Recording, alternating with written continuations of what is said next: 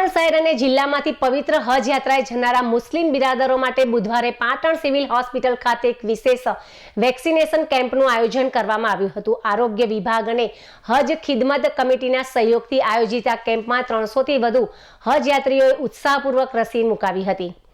Saudi અરેબિયાના Mecca Medina ખાતે યોજાતી હજ યાત્રામાં વિશ્વભરમાંથી લાખો શ્રદ્ધાળુઓ ઉમટતા હોય છે, જેથી હજ યાત્રીઓની સુરક્ષા માટે રસીકરણ અનિવાર્ય છે।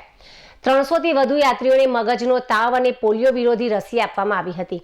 સિવિલ સર્જન દ્વારા યાત્રીઓનું શારીરિક પરીક્ષણ કરીને જરૂરી ફિઝિકલ ફિટનેસ સર્ટિફિકેટ એનાયત પણ કરવામાં આવ્યા હતા।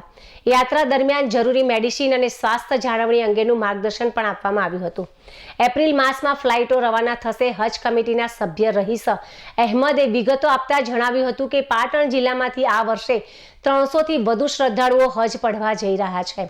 હજ યાત્રા માટેની ફ્લાઇટો એપ્રિલ માસના બીજા સપ્તાહમાં રવાના થવાની શક્યતાઓ છે। આ રસીકરણ કેમ્પને સફળ બનાવવા સિવિલ હોસ્પિટલનો સ્ટાફ અને તાલુકા આરોગ્ય કચેરીના કર્મચારીઓની સાથે યાજી ખિદમત કમિટીના સભ્યો ખડે પગે રહીને જહેમત ઉઠાવી હતી।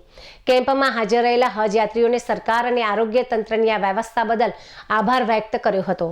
ગુજરાત રાજ્ય હજ સમિતિ મારફતે વર્ષ 2026માં પાટણ જિલ્લાના હજ યાત્રીઓનો આજે મેડિકલ ફિટનેસ અને વેક્સિનેશનનો કાર્યક્રમ આજે ખિદમત કમિટી પાટણ દ્વારા આયોજન કરેલ છે, જેમાં પાટણ જિલ્લાના 300 ઉપરાંત હજ યાત્રીઓ આ વર્ષે જનાર છે અને એપ્રિલ મહિનાના બીજા વીકથી એમની ફ્લાઇટો ચાલુ થશે, જેમાં 65 વર્ષથી ઉપરના હજ યાત્રી હોય એમને ઇન્ફ્લુએન્ઝાની રસી આપવામાં આવે છે અને મેનેન્જાઇટિસ મગજના તાવની રસી આપવામાં આવે છે।